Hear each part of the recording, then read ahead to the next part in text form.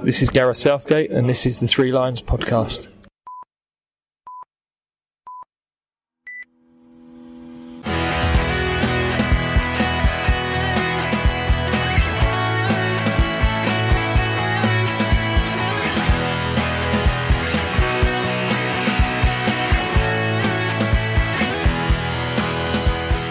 Hello and welcome to the Three Lions podcast, and in the run-up to this year's European Championships, we're taking a look back at previous Euros that England have taken part in.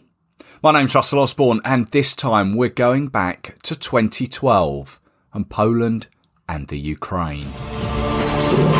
As per normal, both TV channels went orchestral. This was the BBC's, And this was ITV. Now, initially, Italy were tipped to be the hosts of this tournament, but match fixing and fan violence put paid to that. And the sharing of hosts had been successful in the past, Holland and Belgium in 2000, and Austria and Switzerland in 2008. So UEFA decided to jointly host it again, and awarded it to Poland and Ukraine. Warsaw hosted the opening ceremony and game, and that was between Poland and Greece. And then 23-year-old Robert Lewandowski got the opening goal before former winners Greece equalised. Kiev would host the final 3 weeks and 31 games later. England qualified for the tournament as winners of Group G, ahead of Montenegro, Switzerland, Wales and Bulgaria. Again, without losing a game.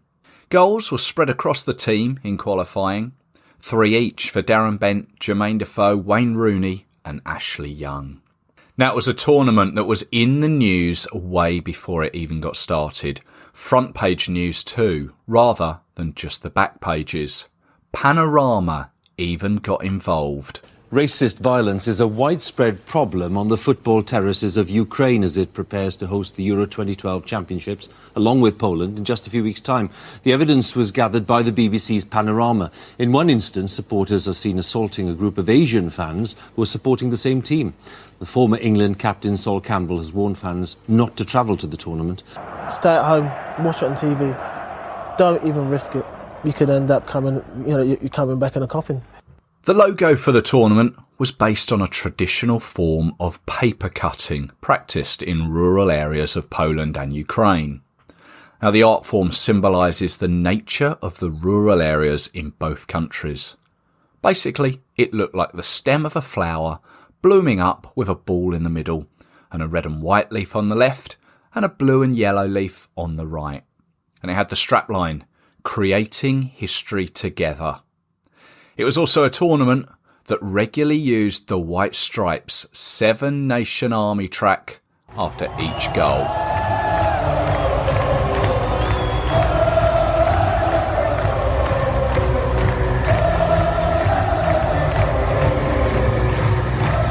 It was once again a tournament that featured 16 teams and split into 4 groups. England were in Group D, and manager Roy Hodgson, who had only been appointed on the 1st of May, replacing Fabio Capello, meant he had 5 weeks to pick his squad. He chose 3 goalkeepers, Joe Hart, Robert Green and John Ruddy. Defenders Leighton Baines, Gary Cahill, Ashley Cole, Glenn Johnson, Phil Jones, Jolyon Lescott and John Terry.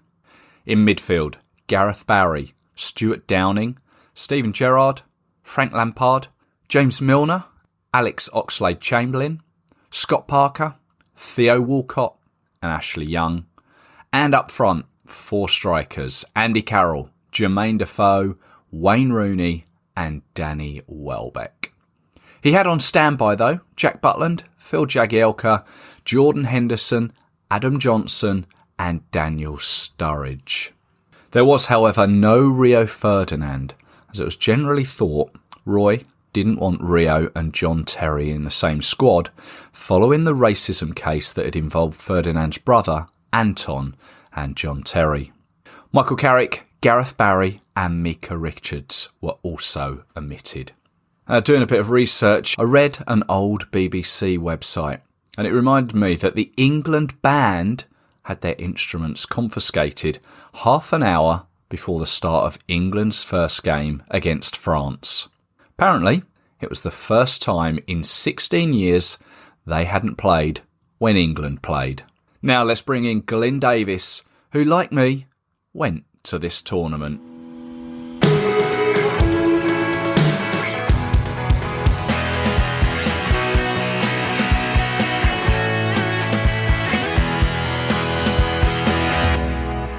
Now I'd like to welcome back to the Three Lions podcast Glynn Davies, who we spoke to in an episode last year because we spoke to him about his book about the game The Lot. Hello, Glynn. Hello, Russell. How are you doing? Not too bad. Thanks for joining us. Thank you very much. The book, all still going good? I enjoyed reading it. Oh, great. Yeah, glad you enjoyed it. It actually managed to get to number one for a short period, so I'm very pleased with that. And working on the next one now, actually, mate. So should be coming out soon. Oh, great. Well, I mean, I don't want to give too much away for people that may still haven't read it. But yeah, it ended in 2010 after the World Cup there on I wouldn't say a cliffhanger, but there was certainly some excitement at the end there. So yeah, really enjoyed that and recommend it. It's called About the Game, The Lot, and no doubt we'll speak again when the follow-up book comes out. But today we're talking Euro 2012, Poland and Ukraine in our series of European Championships England memories. So thanks for joining us for that. And of course, you went. Yeah, I was lucky to go out for the whole tournament while England were there. There was obviously a lot of concern before going out there, even down to stuff like Sol Campbell saying, "Be careful, you'll probably come home in a coffin." So we were slightly nervous going out there, but turned out to be an absolutely awesome tournament. So I'm so glad I was one of the sort of 2,000 or 3,000 that made it out there, Russell.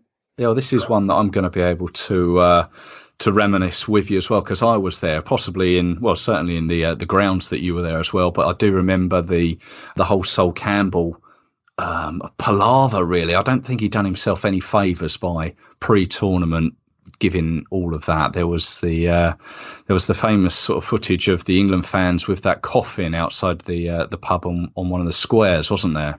Yeah, the Golden Lion down in Donetsk.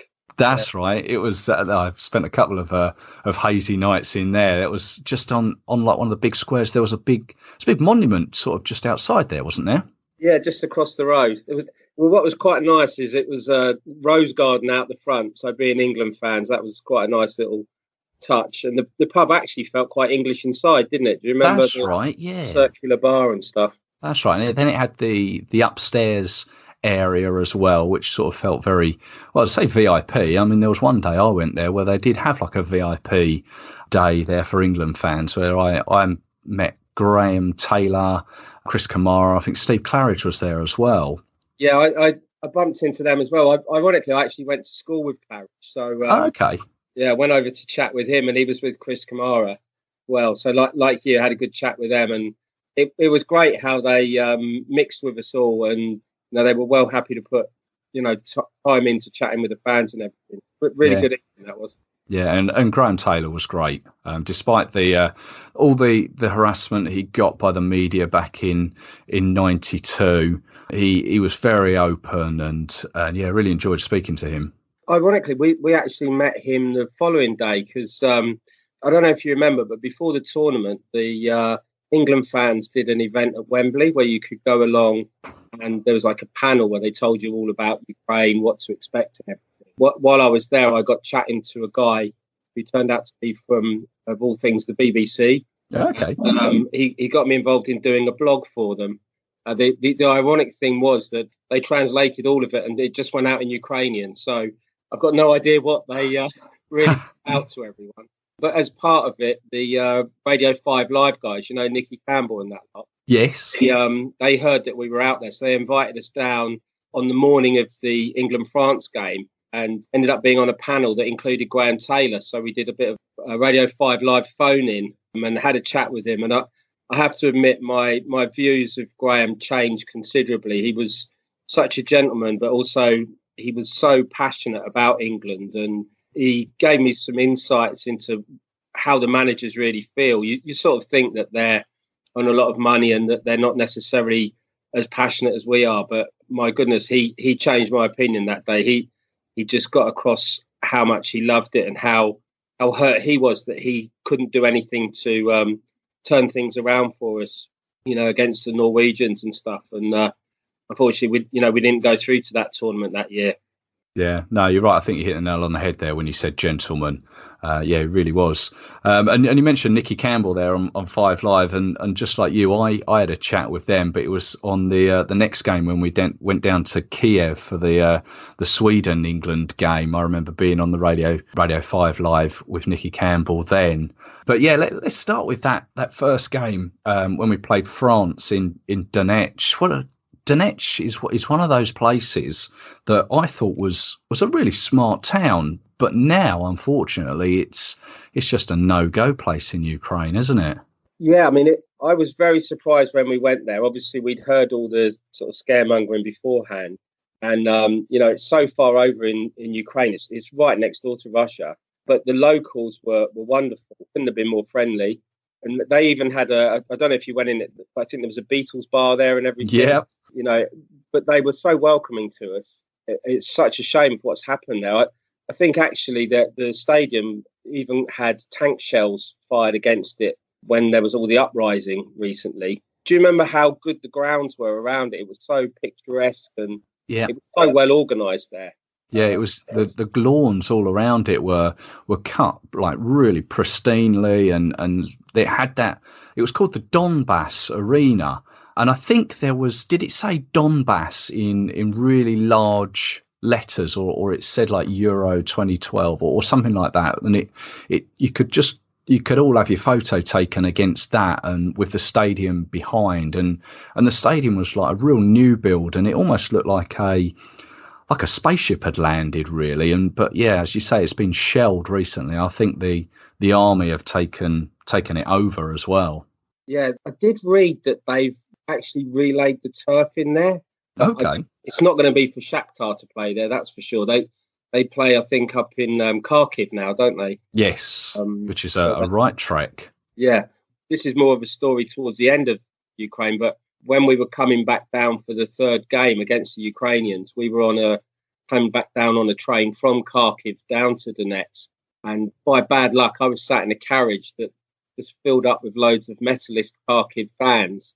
And I've never been so quiet in all my life. I just pretended to be asleep for the whole train journey and hoped they would ignore me, which they did. They intimidating, were they? Yeah, it was. There was a lot of singing going on. Obviously, their language is so different to ours. You have absolutely no idea what they're talking about or saying or anything. So I had my sunglasses on. Fortunately, no colours on show. And I just pretended to sleep the whole journey, mate. Well, it was a strange tournament for moving around the country for England, because we started that first game against France in Donetsk, then we played Sweden in Kiev, which I remember was an overnight train journey, because I remember going with a mate of mine, Tom, and he'd never been on an overnight sleeper train before, so it was an eye opener for him.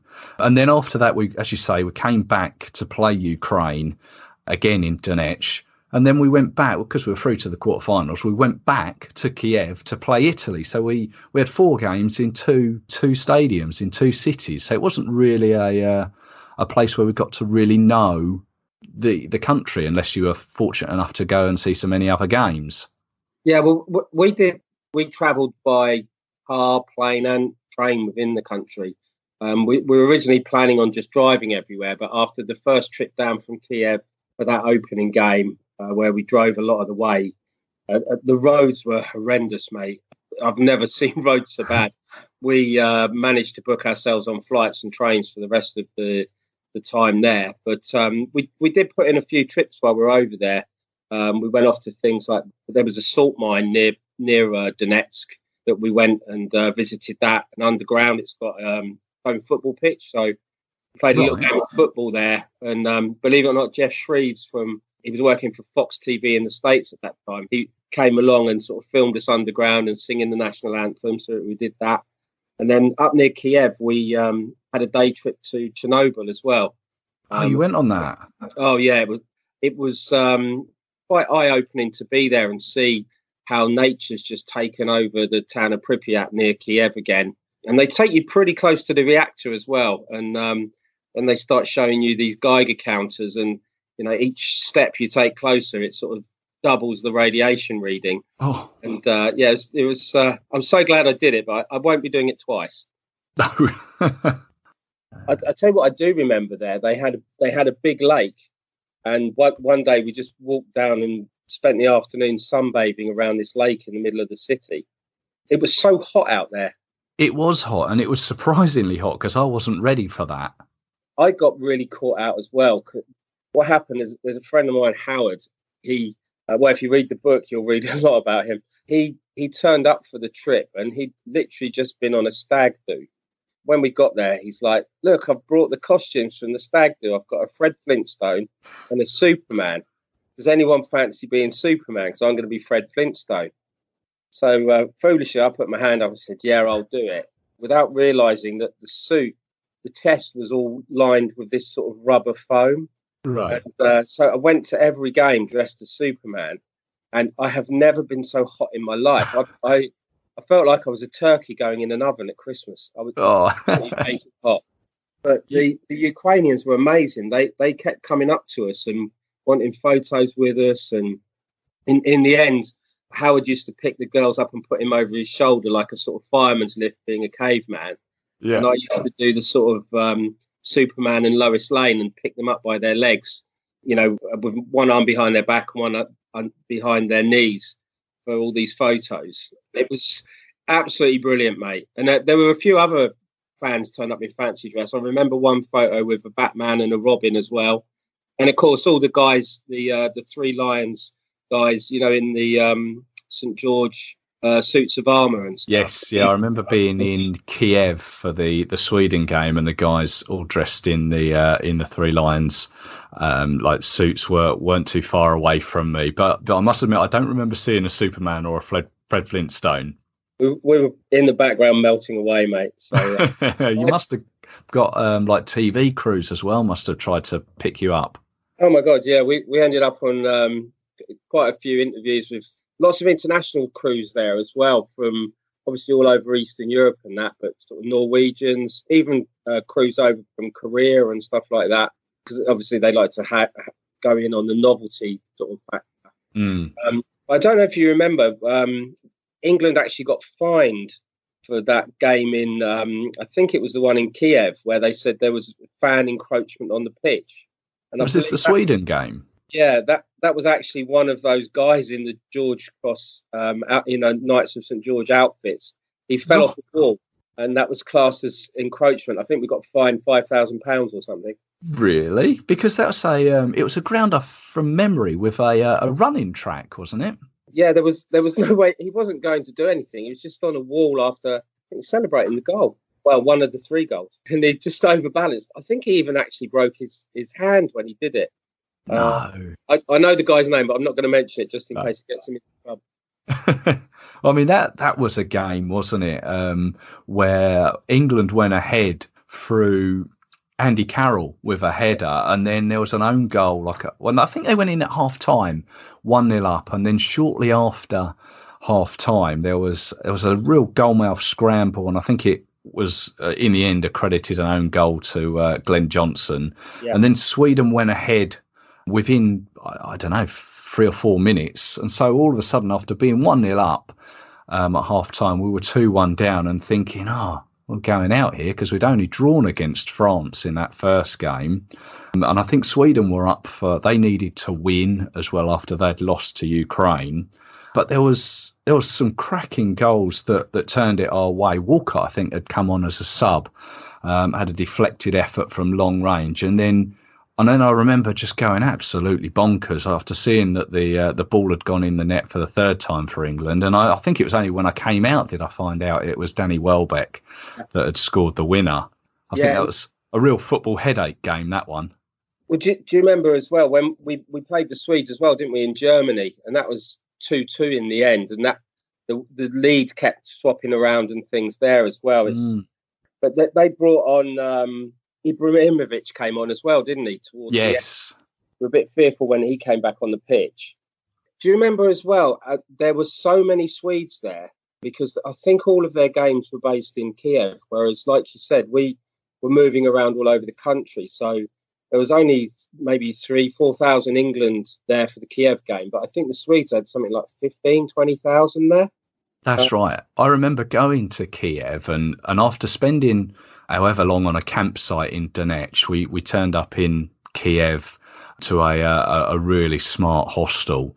And I remember walking past or on the way to the hostel, there was a river that goes through the centre of Kiev. And in the middle, there's an island. And it was just full of yellow shirts and tents. And it seemed like the Swedes had just taken over this little island within the middle of the river. But yeah, they were everywhere and obviously stood out because they're all wearing these bright yellow shirts. They all came into the fan park as well like that, didn't they? There was pretty good atmosphere most of the time in the fan park and, you know, singing and stuff. We got chatting to a few in a restaurant one night as well. And it ended up, I'm still in touch with one of them now, actually. It was a brilliant atmosphere. But obviously, as England fans, we're not really used to being at a tournament and being outnumbered like that.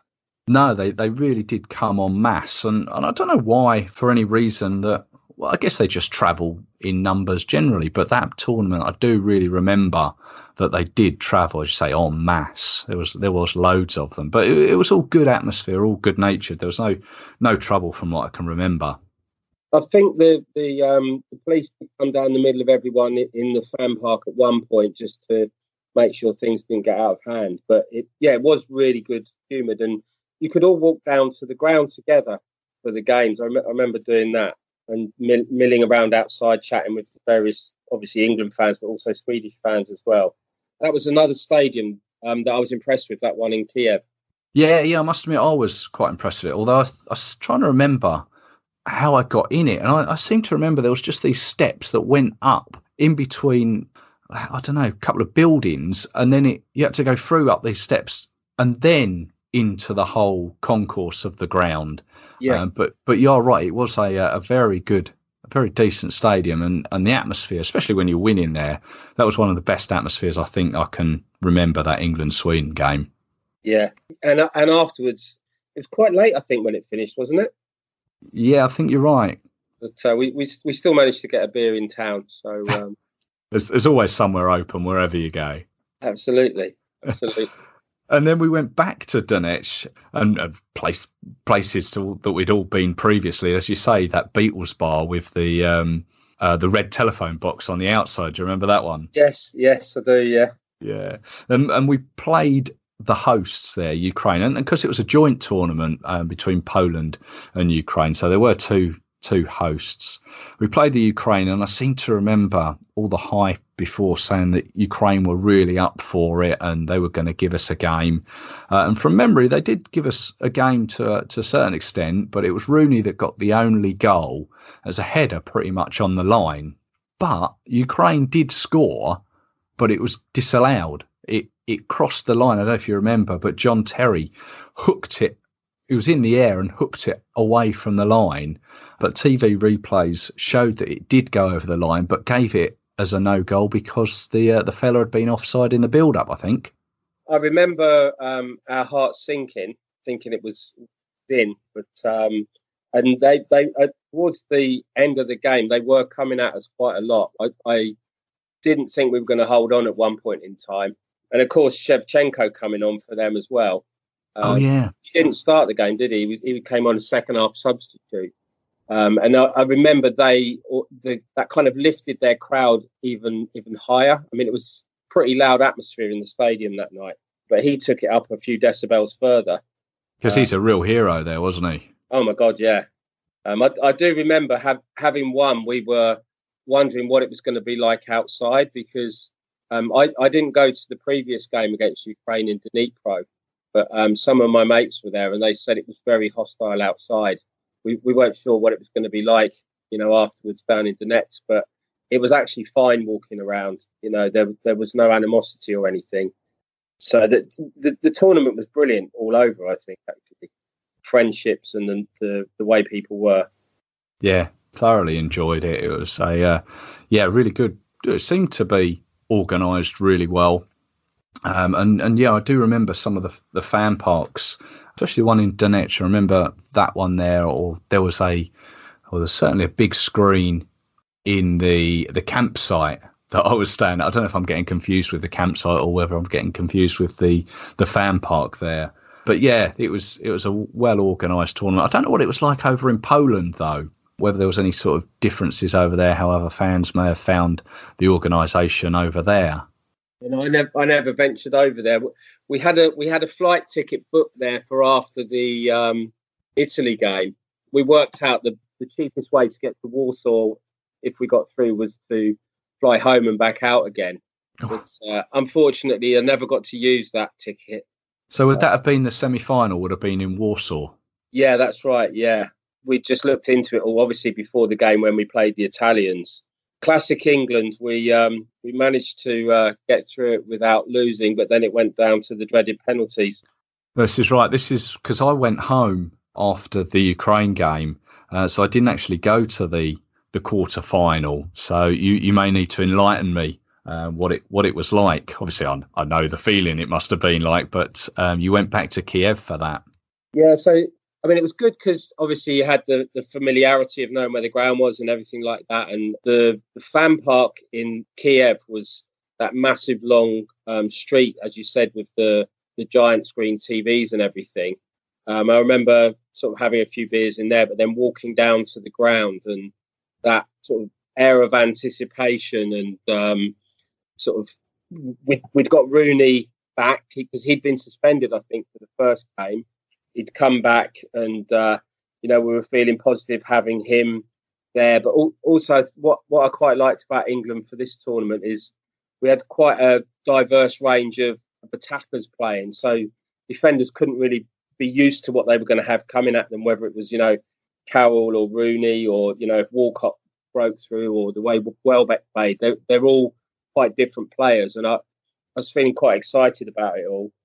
But then obviously we got all the way through to full time and then through extra time with neither side scoring, and then went through to the penalties. And I think it was the two Ashleys in our team, Cole and Young, who didn't manage to put their penalties away. That's right, yeah.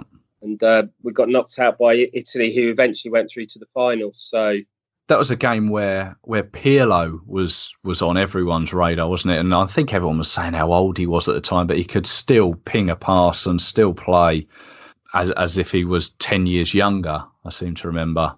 Yeah, the Italians are always so professional as well, aren't they? It's they've got the flair, but they've got the sort of discipline and always hard to break down. Yeah, gutting. So it ended on penalties, as you say. So what was it? Yeah, straight back home after that? Yeah, so we'd already booked the flights to come back after that game, regardless. As I said, we weren't sure whether it was going to be staying on in Ukraine if we got through or having to go to Warsaw for the game.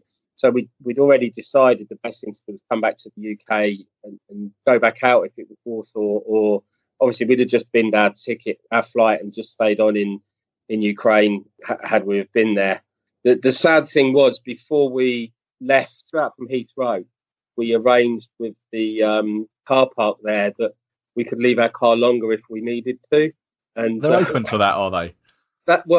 They were, and this guy was a very positive sort of football fan. Right. But when he was actually on duty when we got back, and he remembered us, and of course he pointed out that we were back earlier than we'd hoped to be. I forgot to tell you, he was actually a Scottish guy, so he quite enjoyed the fact of us walking back in there to have to pick our car up. The joys of being a football fan, mate, eh? Yes, yeah, know it well. I mean, so we lost to Italy, who then went into the, as you say, the semi-finals, where they went to Warsaw, played Germany, beat Germany, where they met Spain in the final, and that's where Spain won.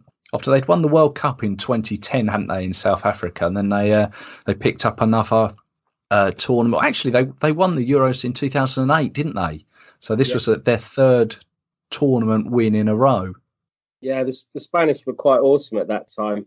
I actually had something quite miraculous happen to me. I came back from the tournament, and the place where I was working at that time was actually involved in the Euros a little bit. And when I got back, I had an email that they gave me a ticket to go back to see the actual final. All right. I was lucky enough to fly back out and be in the stands for that. We had pre-match hospitality as well. So I remember walking around and seeing Peter Schmeichel was in there going around signing autographs and stuff. And he must have been working for some telly, was he? I think so. So we also say I think he put on a little bit of weight since his playing days. Yeah, he was enjoying himself. Whether he was there with TV or he was just there as the corporate hospitality person from the UEFA, I'm not sure.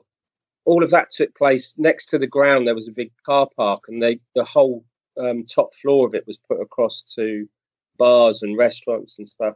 So we had a bit of that before the game. To me, there's nothing like being down behind the goal, mate. In there where all the proper atmosphere is, rather than those posh seats at the side. So you've officially had prawn sandwiches then, have you? I have. They were very nice. I have, but very nice on the pocket when you haven't got to pay for it. But I'd still prefer to have a pie and a pint and be down behind the goal, Russell. Yeah, no, proper football style. Yes. But I didn't realise you actually went back to the final. So, nice one. All good memories though, bar the going out in the quarterfinals though. Yeah, that's really the only sort of painful part of it. I think other than that, the hospitality, the way they ran the stadiums, the football itself. I mean, even if we go back to that first game, I mean, the French were coming at us quite a lot. They had a lot more possession than we do, which is unusual in England games. But, I thought we played well. Stevie Gerrard was very good. He set up a couple of goals during the tournament, didn't he? Yeah. I think he was our captain, wasn't he? So, yeah, happy memories, sir. Happy memories. I just thoroughly enjoyed it. It was absolutely brilliant. It was, there was probably 10 of us out there all together, and we just had such a wonderful time. Yeah. I'll tell you the thing that got me the most about Ukraine is if you ever went into a restaurant to order food, it took forever. And I remember on the day we came back, I think it was from Chernobyl, the guide took us into this restaurant. We were all going to have pizza in there. And we sat down in this pizza restaurant and we placed our orders. And then in walked these Swedish guys, about another 5 or 6 of them. And of course, they ordered their pizzas. And our pizza was so we'd get one served, then they'd get one served, and we'd get one served, vice versa. It was like a pizza tennis match. And it turned out this restaurant, although it was a pizza restaurant, it only had one pizza oven, and they didn't want to offend anyone, so they decided they had to serve the fans in turn so that no one would get upset or anything. I guess it's a way of getting around it. It's just unfortunate if you're the last one to get your pizza. Yeah, this is true. And to be honest, mate, it didn't taste very nice anyway. Or was it cold? Yeah, cold, chewy, and there was some great stuff to do in Ukraine as well. Though I went off to see the old Dynamo Kiev stadium. You could just walk in and walk around. Where you had to go to pick up the tickets for the game against the Italians, walk into and around the stadium as well, and that's quite nice. I love going into an empty stadium, and you for some reason an empty stadium still has this wonderful soul and spirit about it, and you can kind of, although it's 100% quiet, it's almost like you can hear the crowd singing and the sort of memories of people stood there watching classic games in the past and everything. But I loved it. I absolutely loved it. Cool. No, thank you so much for giving me the chance to talk about it, actually, mate. No, I really appreciate your time tonight. It's my pleasure. Thank you so much for inviting me, Russell.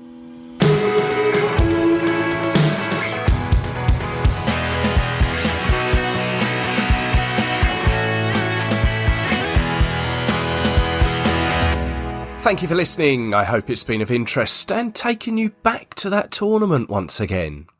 Maybe not the best from England's perspective. Perhaps this year will be the one to remember. Once again, thanks to Glynn Davies. As we mentioned at the beginning of the chat, he has written a book on his England travels. Just search About the Game, The Lot, and I'm sure you should come across it. Don't forget, all the previous Euro lookbacks are available. just search your podcast provider or take a look at threelionspodcast.com. And I'd be grateful if you could leave a positive review on the likes of iTunes or Spotify. Just means that the podcast gets a little more exposure and more people have that opportunity to find it. So until the next time, cheers!